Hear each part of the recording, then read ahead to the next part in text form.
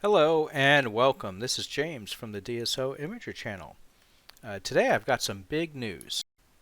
I decided to take one of my telescopes out to the Starfront Observatory that's a little north of Brady, Texas. The skies out there are very dark. They're advertising them as a Bortle 1. They're probably Bortle 1, Bortle 2 right on that threshold. Much darker than my backyard, which is a Bortle 5. And so I decided to send my smallest rig, the 65 PHQ on the AM3. That telescope combination counts as a mini over there, and for the mini the price is just $149 a month. Now, shortly after I started my astrophotography journey way back in 2017, I had already decided that at some point in the future I was going to get a scope uh, set up at a remote observatory to take advantage of dark Bortle 1 skies. But the cost for doing that, especially in the past, was very high. In late 2019, we did move from what I would say is a Bortle 7 or Bortle 8 down to a town that's a good bit outside of the main suburb and city area, and the skies out here, when we got out here, were pretty close to a Bortle 4. Unfortunately, population growth being what it is, we're pretty much a solid Bortle 5 now. Now, our city has adopted lighting ordinances, and I'm hoping we can keep our light pollution down to Bortle 5 for at least a few more years. I mean, as the population continues to grow, even with the lighting ordinances in place, it's only a matter of time before the skies brighten up, unfortunately. And moving further out is just not really practical. So I really wanted to start doing some dark nebula with this little scope, and seeing that 149 a month, that almost put it at an impulsive range for me, and I guess it was kind of an impulse. So basically the way it works is you go on Starfront's website, you reserve a peer, and then you can mail your gear out to them. Now, if you want to, you can hand deliver your gear. I live close enough to them. It's a little less than a 3-hour drive west from where I'm at. And so I made arrangements to drop my stuff off. I don't know if this will change in the future, but as of the time of this recording, I was able to bring my stuff over on a Saturday. Apparently they, at least at this time, they only let you drop your stuff off on the weekends. Now, one of the ways Starfront's able to get the prices at such a reasonable level is that the density of telescopes inside their observatories is pretty high. So because of that, they're not letting anybody go in there and set their own scopes up. They've got their own technicians, and they make a custom pier for you, and they set your stuff up. And the cost of setting up the equipment is part of the initial $150, which is your down payment. And the other little funny thing about my my deployment of this scope is that I had originally scheduled to drop it off on a Sunday a couple weeks ago, about 3 weeks ago, and then I got a call Friday night from work that they needed me to hop on a plane and fly off to a different state for some deployments.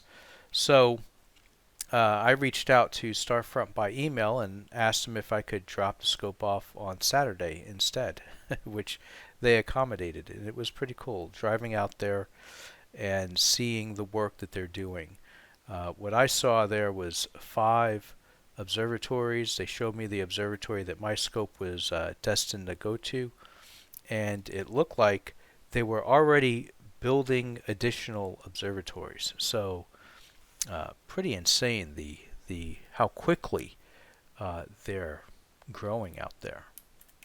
Now, of course, I will continue to do astrophotography from my backyard. I have my 8-inch Celestron in the backyard, and I have my 115mm refractor. So it's 3 total rigs, and now I don't even have to worry about setting one up or bringing the scope in during bad weather, because that one is up and running now in Starfront. So here we have a comparison between my backyard, which is a Bortle 5, and the Starfront Observatory.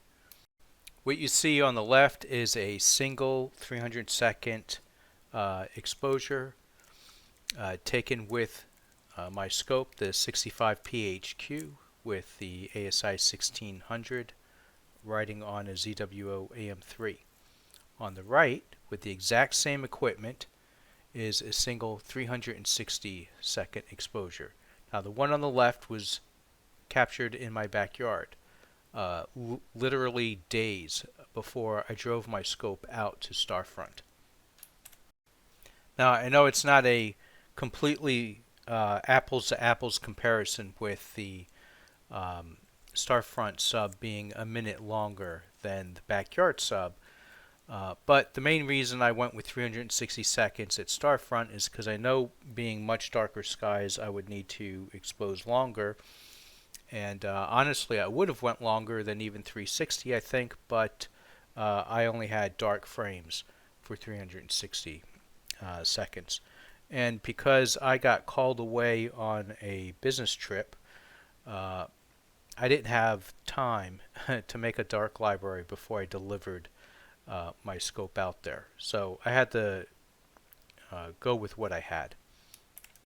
Now, to make it a more apples to apples comparison, you can see up here on the left here, I've got a 6-hour stack from my backyard, and then I applied Blur Exterminator to it, and I removed the stars, and I did dynamic background extraction, and I gave it a second application of Blur Exterminator, just so that we can see the full potential of the data captured here. And I did the exact same thing here with 6 hours from Starfront, but I also have a 3-hour. I thought it'd be interesting to compare a 3-hour.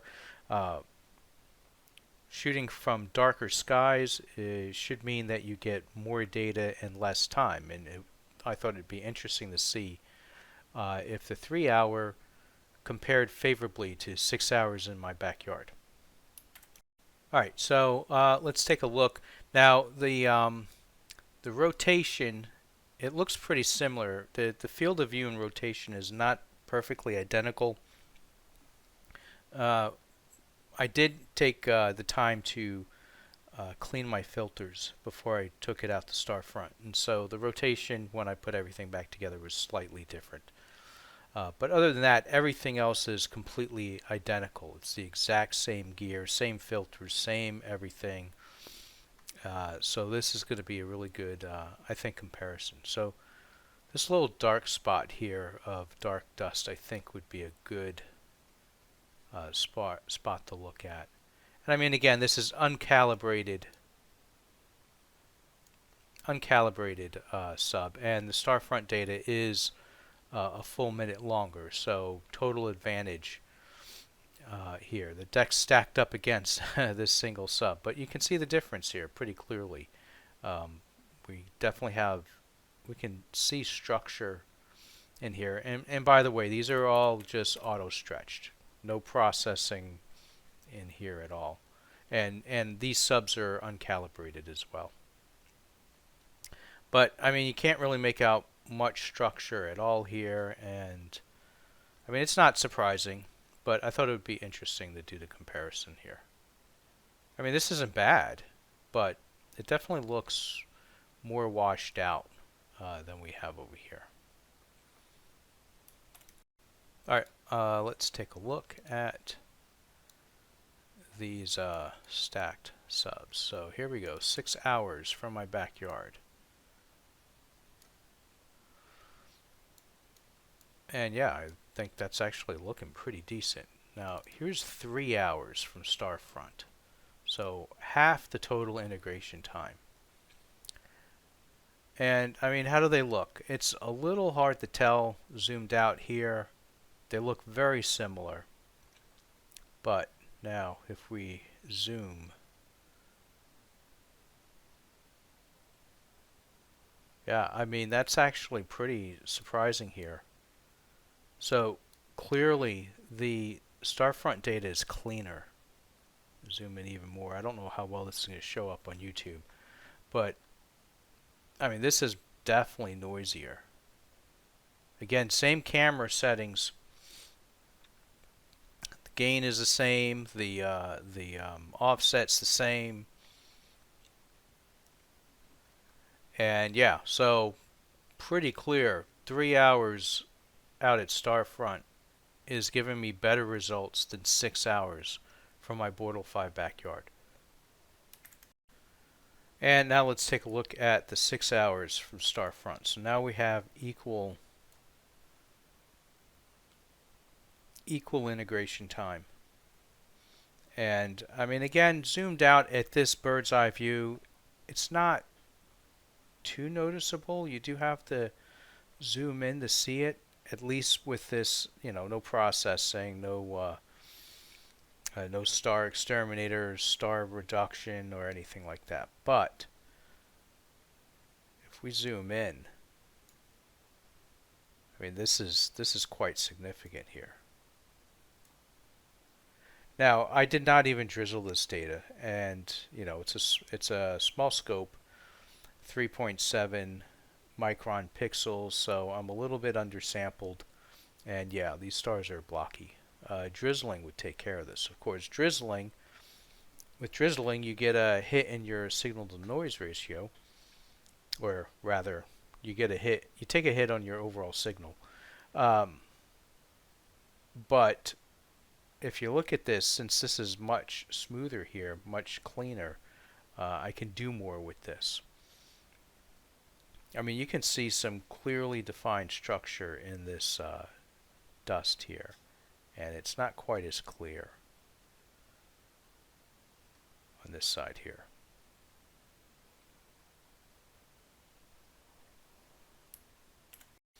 Now, let's see how it handles some processing. So we'll do blur exterminator to both of them.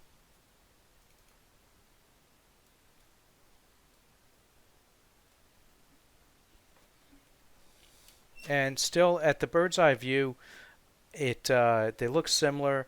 I think you're starting to see a little bit of separation at this viewpoint between the two.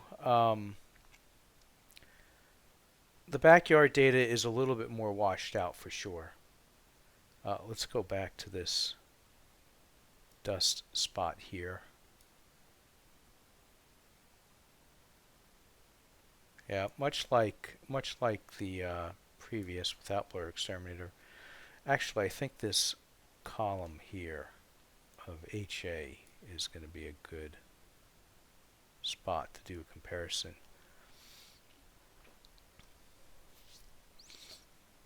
Zoom in a little bit more. There we go. That's pretty similar. And so yeah, I mean, it's cleaner. We're seeing more structure. Definitely taking more advantage of blur exterminator.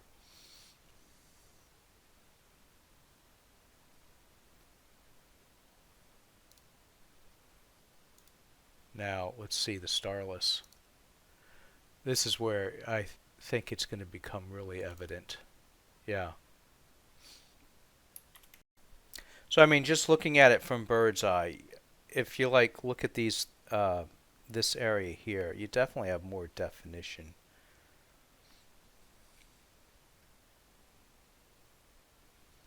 And this area just looks cleaner compared to this one over here. Zoom in. Yeah, I mean, the separation is what you're seeing here is the separation between the two is becoming more evident the further down the processing progression I go, which makes sense. I mean, it's higher quality data, and so it can handle the processing better. Not to mention, processing tends to be much easier with clean data. The most difficult data I've ever had to work on was data from my home back in 2017 when I was in a Bortle 7/8 with lots of bright lights all over my backyard. Alright, now I probably should have ran DBE before I took the stars off, but whatever, just for demonstration purposes I think it's fine. So here we go, dynamic background extraction, and I use the same, it's right there, I use the same dynamic background extraction on both.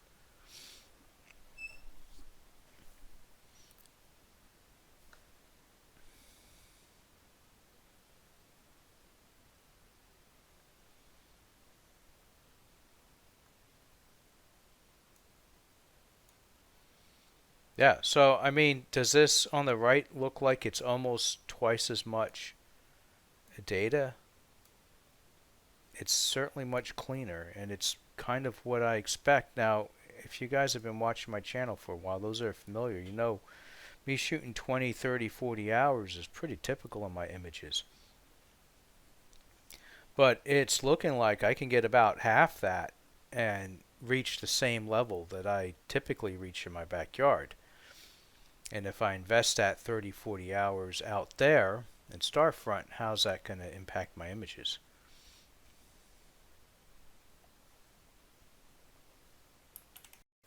Now, just to kind of boost the sharpness a little bit more, I applied a second round of Blur Exterminator to the starless images. And we'll look at the same region again.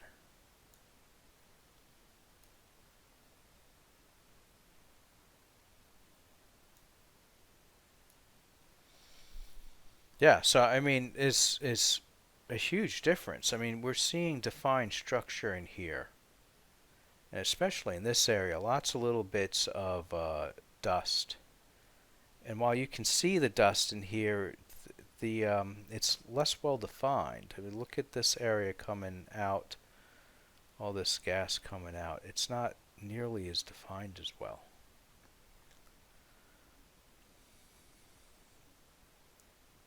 So, I mean, the biggest upgrade you can do is improve your skies. A mid-range scope in a dark sky is going to outperform a premium scope in middling light pollution. And for $150 a month, that's what I did. I upgraded my imaging rig.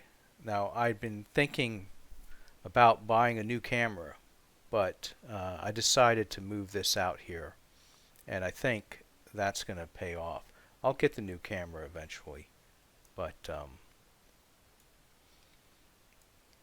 I wanted to shoot more broadband, especially with this little telescope. And while my backyard's not bad, and it can certainly get it done, I can still see, especially in the color, how the light pollution gradient in my backyard is impacting the overall picture, and I get like these reddish hues and these greenish hues in areas that they shouldn't be, and that's all from the light pollution, and it's very difficult to process that out. So I wanted to take my pictures to the next level. I wanted to be able to shoot from dark skies without having to go on camping trips to do it, and moving out to Starfront is what made this possible. In fact, my first light of this astrophotography rig at Starfront was taken while I was in a different state from my hotel on a work trip. So it was pretty cool being able to get this scope running while I'm not even home. My work may have me traveling a bit more than it has in the past, and at least in the next little while. And so the ability to log into Starfront from wherever and kick off my little scope is it's great. Alright, so now I have collected more data on this target than just these 6 hours. Let's see, I did get some narrowband data. So here we go with 5 hours of HA and 5 hours of S2. The S2 is looking really interesting. I'm tempted to maybe do a S2 LRGB image. But I'll definitely do an SHO image. The HA data was captured with the moon out, I think up to about 50%. And then the S2 data was captured with a moon greater than 50%. I don't anticipate the narrow band, at least on a bright subject like this, to be too different from my backyard. I think it might be better out at Starfront without the moon if I'm going after some of these really faint emission targets. And of course, I did get some RGB data as well, and I kind of threw that data together. So this was really kind of a quick process. I just wanted to throw it together and see what it was looking like.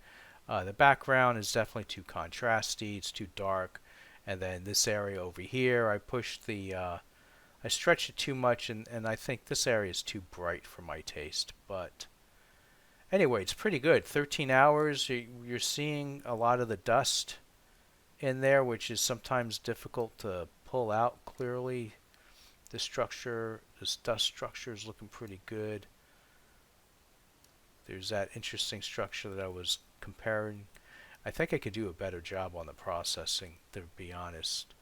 But it's clean too. Notice how clean this is. This is cleaner than even most of my images I do in the backyard. Even with like 40 hours, I have more grain because I tend to be a little bit lighter. I handle noise reduction with a little bit lighter of a touch. I don't like my images to just be smooth and blurred out. I like to maintain some coarse detail. But this data is so clean at 13 hours. I mean, it probably is the equivalent of shooting 26 hours in my backyard. And just because I think the starless version of this looks really cool, here it is. I do have a little something going on over here. This looks like some kind of reflection. I don't think this is part of the nebula. I could be wrong. I thought maybe there was something in the observatory that was causing this kind of reflection, but if you actually look at the shot from my backyard, you can see it in here too, right in the same area. I looked at stellarium. I don't think there's a bright star that could be causing that, so I'm not entirely sure. Yeah, very clear here. Like I said, the framing is not exact, but if you look, it's right over. It's crossing that same thing, so I have no idea what that is. Usually it's a bright star, but the fact that I can see it at home and at Starfront rules Starfront out as the cause of that. But anyway, there it is. Yeah, I'm definitely going to get more data. You see all this brown dust in here? There's a lot more of that. So I need to get more here. Alright, well, let me know what you guys think on this one. I know that some people have been kind of down on Starfront for various reasons. I may make a just for fun, I may make a video addressing some of the, in my opinion, strange comments that I've been seeing by some people in regards to Starfront. Things like it's not really your picture if you haven't spilled any blood and sweat toiling over making your image, things like that. So let me know what you guys think. Anyway, clear skies.